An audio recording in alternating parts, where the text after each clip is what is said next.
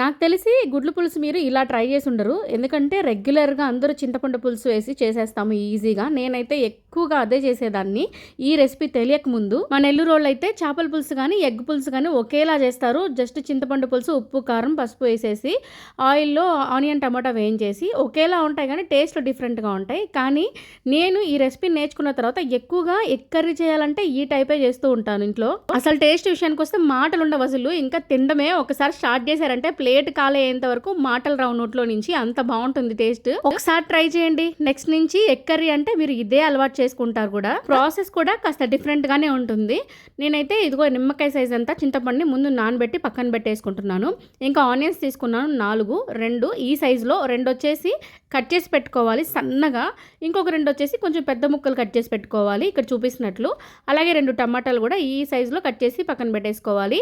2 పచ్చిమిర్చి, ఇంకా కొత్తిమీర, కరివేపాకు, కొద్దిగా అల్లం వెల్లుల్లి పేస్ట్ కూడా రెడీ చేసి పెట్టుకోవాలి.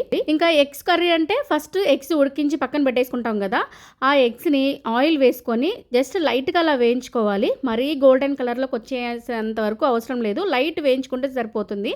అసలు ఎందుకు వేయించుకుంటామంటే పులుసు ఉంది కదా, ఆ పులుసు ఎగ్కి బాగా పడుతుంది ఇట్లా జస్ట్ ఆయిల్లో అలా వేపుకుంటే. అంటే జస్ట్ అలా మనకి లైట్గా కనిపిస్తే చాలు గోల్డెన్ కలర్, మరీ గోల్డ్ కలర్లోకి వచ్చేయాల్సిన పని లేదు.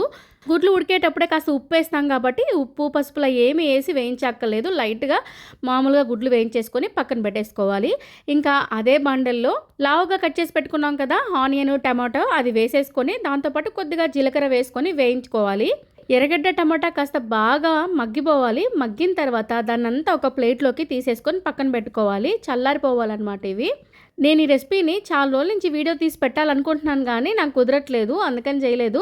ఇవాళ ఎలా అయినా ఈ కర్రీ చేస్తున్నాను కదా, ఎలా అయినా వీడియో చేయాలని చెప్పేసి వీడియో అయితే షూట్ చేస్తున్నాను. చాలా ఇళ్లలో ఏంటంటే కాస్త అప్పుడప్పుడు డిఫరెంట్ స్టైల్స్తో రెసిపీస్ చేస్తే బాగా ఇష్టపడతారనమాట. ఇంట్లో హస్బెండ్ కానీ పిల్లలు కానీ కొత్తగా చేసిన వంటలకి ఎక్కువ ఇంట్రెస్ట్ చూపిస్తారు. ఆ రోజు ఒక ముద్ద ఎక్స్ట్రాగా తింటారు కూడా. అందుకని మనం ఎలా చేస్తే ఇష్టంగా తింటారో అలా చేయడానికే మనం ఎక్కువ మొగ్గు చూపిస్తాము. నేను ఇది అలా నేర్చుకున్న రెసిపీ అనమాట. మా ఇంట్లో వాళ్ళకి కాస్త డిఫరెంట్గా అప్పుడప్పుడు చేసి పెట్టడం నాకు ఇష్టం అనమాట. ఒక ఫంక్షన్కి వెళ్ళినప్పుడు అక్కడ ఫుడ్ తింటూ ఉంటే క్యాటరింగ్ వాళ్ళతో కాసేపు అలా ముచ్చట్లు చెప్పుకుంటూ ఉన్నాము.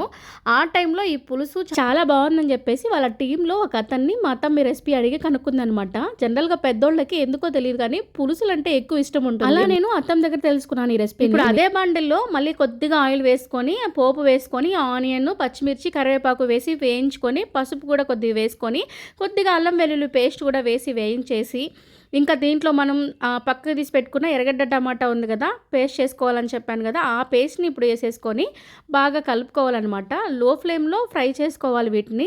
ఈ పేస్ట్ ఏంటంటే ముందు ఒకసారి ఆనియన్, టమాటో వేగింది, మళ్ళీ నెక్స్ట్ టైం పేస్ట్ అయ్యాక మళ్ళీ వేగుతుంది కదా, సూపర్ ఉంటుంది టేస్ట్. అలా లో ఫ్లేమ్లో దీనంతా చేసుకుంటే మనకి అడుగు అంటుకోకుండా ఉంటుంది.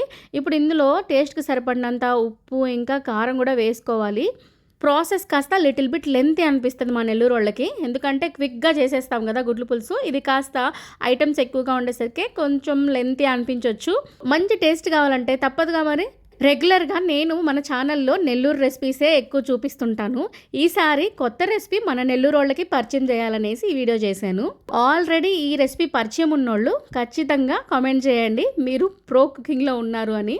ఉప్పు కారం కూడా వేసి వేయించేసిన తర్వాత నానబెట్టిన చింతపండు పులుసు వేసేసి ఇంకొక కప్పు వాటర్ కూడా పోసేసుకొని కలుపుకోవాలి. ఒక కప్పు ఎక్స్ట్రా వాటర్ పోసుకున్నా పర్లేదు, ఎందుకంటే చల్లారిన తర్వాత కాస్త థిక్గా అవుతుంది కర్రీ. నీళ్లు కాస్త మసలు కాగిన తర్వాత ఉడికించిన గుడ్లను కూడా వేసుకొని ఇంకొక 5 నిమిషాలు లో ఫ్లేమ్లో కుక్ చేసుకున్నాక మూత తీసి ధనియాల పొడి, కొత్తిమీర వేసుకొని ఇంకొక 5 నిమిషాల పాటు లో ఫ్లేమ్లో వదిలేసామంటే మసాలాలన్నీ బాగా గుడ్లకు పట్టేసి చూడటానికి చాలా యమ్మీగా ఆయిల్ అంతా పైకి తేలి కూర కలర్ఫుల్ గా తయారవుతుంది. నేను ఇంకాస్త కలర్ఫుల్ గా ఉండడం కోసం ఇంకాస్త కొత్తిమీర మళ్ళీ వేసాను సర్వ్ చేసే ముందు. ఇంటికి ఎవరైనా గెస్ట్లు వచ్చినప్పుడు రెగ్యులర్ గా చికెన్ బిర్యానీలు, మటన్ బిర్యానీలు చేయాలంటే కాస్త కష్టం అనిపిస్తుంది కదా, ఆ టైంలో ఇలాంటి ఎగ్ కర్రీ ట్రై చేయండి. వంటల విషయంలో మీకు ఎవ్వరు సాటి రారని వాళ్ళు చెప్పకపోతే వెంటనే నా వీడియో కిందకు వచ్చి కామెంట్ చేయండి. ఉప్పు కారాలు మీ కొలతలు తగ్గట్టు వేసుకోవాలి సుమా. వీడియో నచ్చితే లైక్ చేసి మీతో నెల్లూరమ్మాయి ఛానల్ ని సబ్స్క్రైబ్ చేస్తారు కదూ.